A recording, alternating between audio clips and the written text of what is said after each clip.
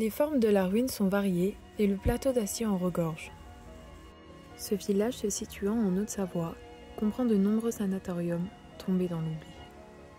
Après la Seconde Guerre mondiale, la tuberculose frappe l'Europe, impactant très fortement la France. Avec l'aide de la Commission européenne, l'État entreprend la création de sanatoriums à Passy. L'endroit, situé en altitude et exposé plein sud, est propice à ce genre d'installation. Ces sanatoriums étaient des plus importants sur le plan international. Le sanatorium du Grand Hôtel du Mont-Blanc, créé en 1929, était considéré comme un hôtel de luxe. En effet, ce bâtiment comportait un kiosque pour les journaux, un salon de coiffure, une salle de musique, un restaurant et même une petite chapelle. Suite aux nombreux progrès techniques et à l'évolution des antibiotiques, les sanatoriums n'étaient plus d'actualité. Ils furent petit à petit laissés à l'abandon. En effet, Saint-Selmoz, le sanatorium datant de 1931, après sa fermeture, est devenu un centre de rééducation. En 2021, le centre de rééducation ferme définitivement ses portes pour déménager à Cluses. Ce déménagement est principalement dû au fait que les bâtiments vieillissent et au manque d'accessibilité. Depuis sa mise en vente, plusieurs acheteurs se sont montrés intéressés. Néanmoins, ce bâtiment comporte trop de travaux à faire pour que son achat soit rentable. En ce qui concerne le Grand Hôtel du Mont-Blanc, il a été racheté en 2019 dans le but d'y faire des appartements et un centre de sport. Cependant, les travaux restent encore colossaux et vont prendre de nombreuses années.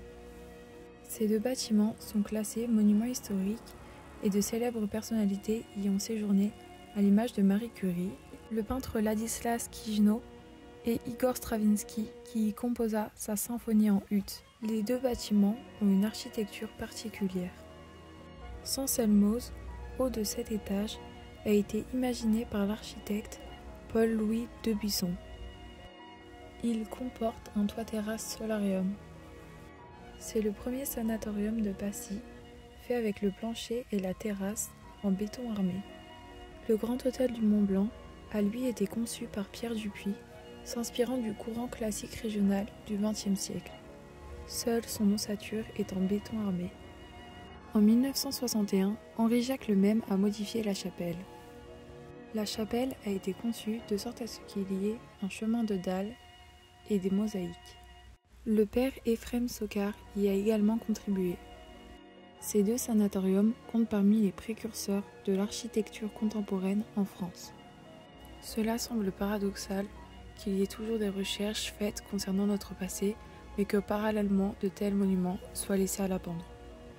Avec sa photo, Suzy Garanger témoigne du travail très minutieux que représentent les fouilles, notamment avec au sein de sa photo José Garanger sur le site des fouilles.